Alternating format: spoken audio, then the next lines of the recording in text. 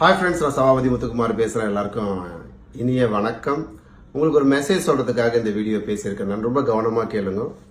ஒரு நார்மலாக ஒருத்தர் பார்த்தீங்கன்னா லைஃப்பில் கஷ்டப்பட்டு மேலே வரணும்னு ஆசைப்பட்டார். நல்லா உழைக்க ஆரம்பித்தார். ஒரு இடம் வாங்கினார். அதுக்கப்புறம் அந்த இடம் வாங்கிட்டு வீடு கட்டணும்னு ஆசைப்பட்டார்.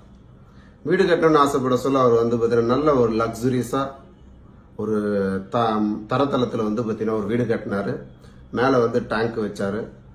அதுக்கப்புறம் அதுலேருந்து தண்ணி எடுத்து யூஸ் பண்ணிக்கின்னு ஃபேமிலி நல்லா இருந்தாங்க. அதுக்கப்புறம் அவருக்கு குழந்தை பிறந்தது. அந்த குழந்தை பிறந்தவனையும் இன்னும் கொஞ்சம் வசதி வர ஆரம்பிச்சது. அதுக்கப்புறம் இன்னும் கொஞ்சம் இன்க்ரீஸ் பண்ணலான்னு சொல்லிட்டு, லைஃப் ஸ்டைல் இன்க்ரீஸ் பண்ணணும்னு சொல்லிட்டு இன்னொரு மாடி பார்த்தீங்கன்னா ஃபர்ஸ்ட் ஃப்ளோர் கட்டினாரு.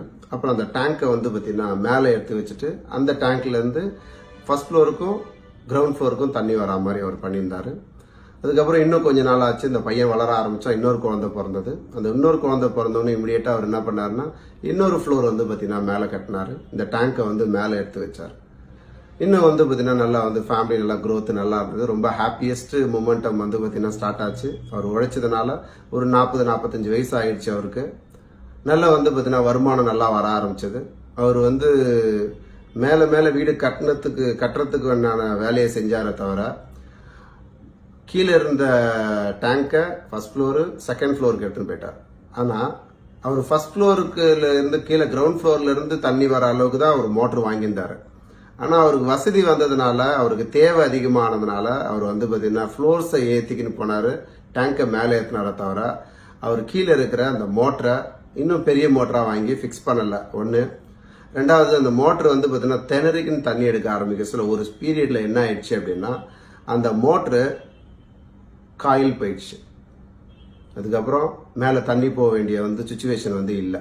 நீங்கள் யோசிச்சு பாருங்க. நிறைய பேர் இன்னைக்கு லைஃப்பில் நம்ம கஷ்டப்படுறோம், பணம் சேர்க்குறோம், கொஞ்சம் கொஞ்சமாக முன்னேறிக்கினே இருக்கிறோம். ஆனால் உங்களோட ஹைட்டுக்கு ஏற்ற வெயிட்டில் தான் உங்கள் பாடி டிசைன் ஆயிருக்குன்னே தெரியாமல் நீங்கள் என்ன பண்ணுறீங்க, வெயிட் ஏற்றிக்கினே போகிறீங்க.